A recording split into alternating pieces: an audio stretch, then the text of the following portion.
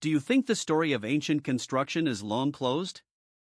Scientists have studied, explained, and neatly categorized it all. Then how do you explain stones that weigh more than modern ships and were laid 1,000 years before cranes? Or an underground labyrinth where sound works as a weapon against your own consciousness? Or an entire city carved out of solid rock from the top down, where a single wrong strike meant not a redo, but total destruction? Today, 7 places, each one more crushing than the last. The most impossible is saved for the end. Conventional wisdom says, the more ancient the era, the cruder the result. Stone was hewn at random, walls thrown together haphazardly. But there are places that completely shatter this picture.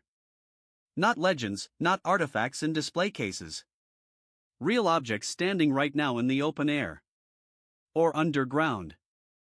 Let's start with a site that doesn't look the most terrifying on this list. No giant blocks, no multi-ton platforms. Just stone, silence, and depth. On Malta, beneath ordinary ground, lies Hal Saflieni, an underground hypogeum created around 1000 BCE. This is not a natural cave. It is a multi-level complex carved by hand. Here, walls were not built. Stone was removed, step by step, moving deeper into the massif. Making a mistake here is far easier than in ordinary masonry. The most eerie chamber is called the oracle room. A low male voice here creates resonance that is felt not only by the ear, it is felt by the body. The measured frequency ranges from 90 to 120 Hz. This exact range affects spatial perception and alters states of consciousness. Modern acoustics have confirmed, the effect is not accidental, it is strictly tied to the specific geometry of the chamber. Now turn off electric light, strip away ordinary explanations. Place a person from deep antiquity there, in total darkness, in a stone labyrinth where a single voice begins to hum inside the walls as if the earth itself is answering. This is no longer architecture, it is an instrument. And that's not all. Inside the complex, a huge number of human remains were found, thousands of people.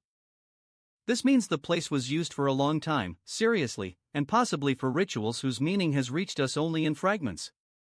Dungeon, acoustics, darkness, a mass of the dead. There is another detail that makes Hal Saflieni particularly uncomfortable for the primitive version of the past.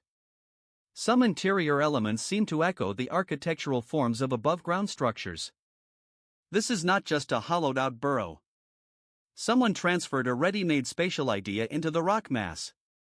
The builders had not only strength but also abstract architectural thought. Hal Saflieni consists of 3 levels descending to a depth of about 10 meters. The upper level dates to roughly the 4th millennium BCE. The middle and lower levels were completed later. The complex existed, expanded, and deepened over several generations. People came here again and again, to a system they kept developing. Inside, the remains of more than 7,000 individuals were found. Not haphazardly, but in an organized manner, inside a space that works against the consciousness of whoever is inside it. Who designed it? Unknown. No names anywhere. Only stone, silence, and an effect that still works today. We move to the second place, it is underwater. Off the island of Yonaguni in Japan, divers stumbled upon a submerged structure that split researchers into 2 camps. Some saw traces of ancient workmanship, others saw the result of natural sandstone cracking in ocean action. But the problem is that the object is too regular. If the structure is even partly man-made, its age falls into a very uncomfortable zone for standard history.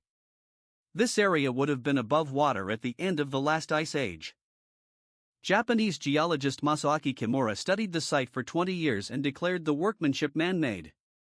American geologist Robert Schoch insists on a natural origin. The debate remains open to this day. When you watch the footage, one thing catches your eye: why does this look as if a monument once existed here, not just a geological fragment? Near the main structure, divers found other objects, stone columns, paths resembling roads, a circular formation on the seabed. If all of this is nature, then nature here behaved remarkably consistently, almost architecturally. If at least part is the result of someone's design, then Yonaguni is a fragment of something larger, entirely hidden underwater. What is especially striking is the contrast between environment and form.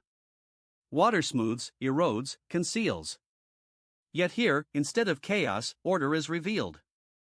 Next place, Nan Madol, the Venice of the Pacific.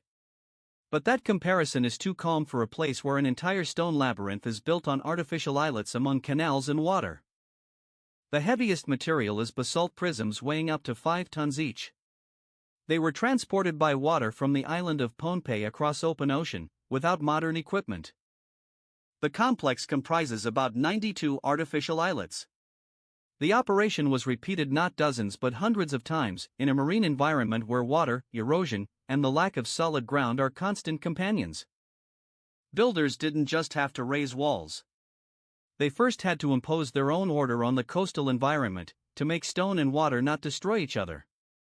Regional legend says the stones of Nan Madol were moved almost miraculously. Even local tradition felt this construction as something beyond ordinary human labor. It is architecture going against the environment. You look at Nan Madol from the air, beautiful. You break it down into real operations, beauty turns into cold arithmetic. Scientists still disagree about when Nan Madol was built. Official dating places it between the 9th and 12th centuries CE, but traces of earlier activity exist. In 2016, UNESCO added Nan Madol to the World Heritage List and simultaneously to the list of World Heritage in danger. Not from war, from nature itself. Tree roots are destroying the masonry from within, and the sea continues its work. What survived the ocean for 1,000 years is now losing to vines and surf. The next place was built from the inside.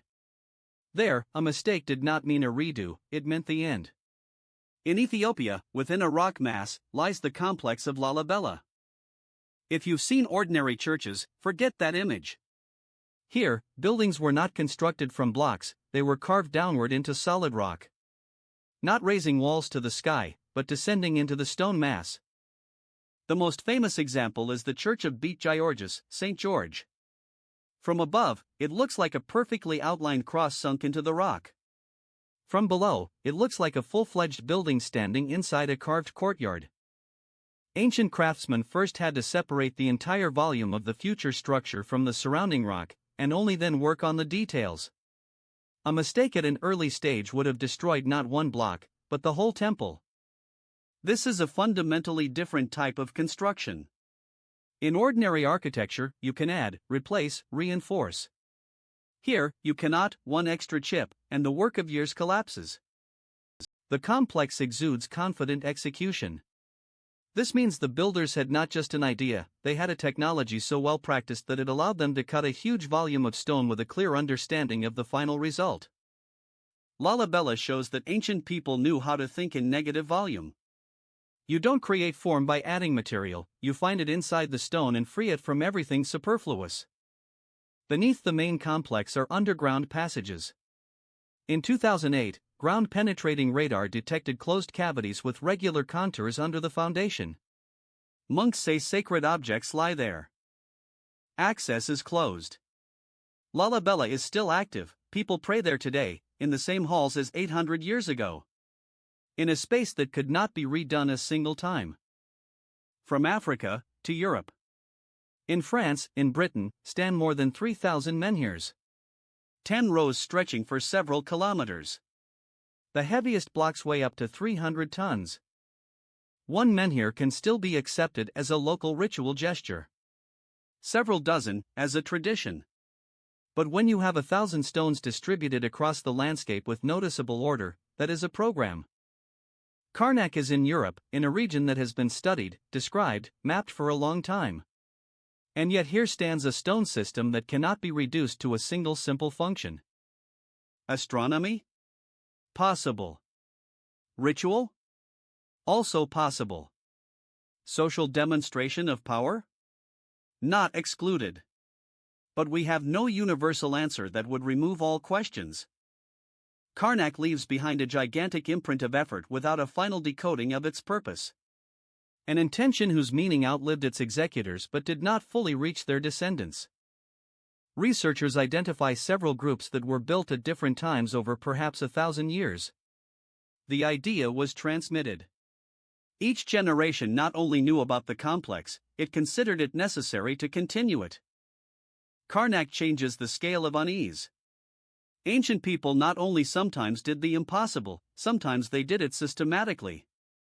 We move to the penultimate level. On the Bolivian Altiplano Plateau, at an altitude of 3,800 meters, the air is thin and logistics are a nightmare. And yet someone decided to work with blocks weighing more than 100 tons. Pumapunku kills you on multiple fronts. First, mass, some blocks weigh over 100 tons. Second, material, some elements are made of extremely hard stone. Third, precision. When heavy, hard stone gets straight edges, neat grooves, and details resembling mechanical assembly parts, a very different conversation begins. Some blocks look as if they belonged to a modular system. As if there existed not just a design for a single temple, but a formal language that allowed combining elements according to a given principle. Some blocks are made of andesite, a volcanic rock with a hardness of 7 out of 10. Ordinary building limestone ranks 3 to 4. Andesite cannot be cut with bronze tools. The nearest andesite quarry is about 10 kilometers from the site, at an altitude of nearly 4,000 meters, across rugged terrain. And the metal clamps found by archaeologists say one thing: the builders worked systematically. This is not inspiration, it is an industrial trace. And that trace is still not fully deciphered. Pumapunku does not allow you to hide behind any comfortable thought. You cannot say it's just heavy stone. You cannot say it's just neat carving. Here, everything is uncomfortable at the same time. One last level of stone nightmare remains.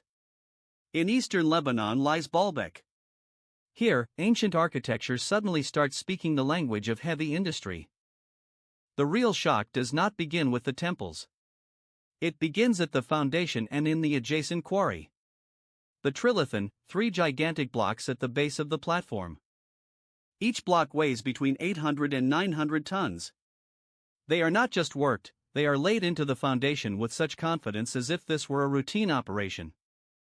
For comparison, the heaviest load that a modern mobile crane can lift in regular operation is about 1,200 tons. So it is technically possible, but in the 21st century. In the quarry lies the famous stone of the pregnant woman, whose weight approaches 1,000 tons. Nearby are even larger megaliths. In 2016, another megalith was found in the quarry. Its mass is about 1,650 tons. It is the largest worked stone known to date.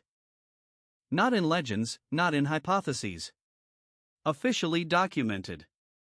Lying there right now. And no engineer who has tried to explain how they plan to move it has finished that task.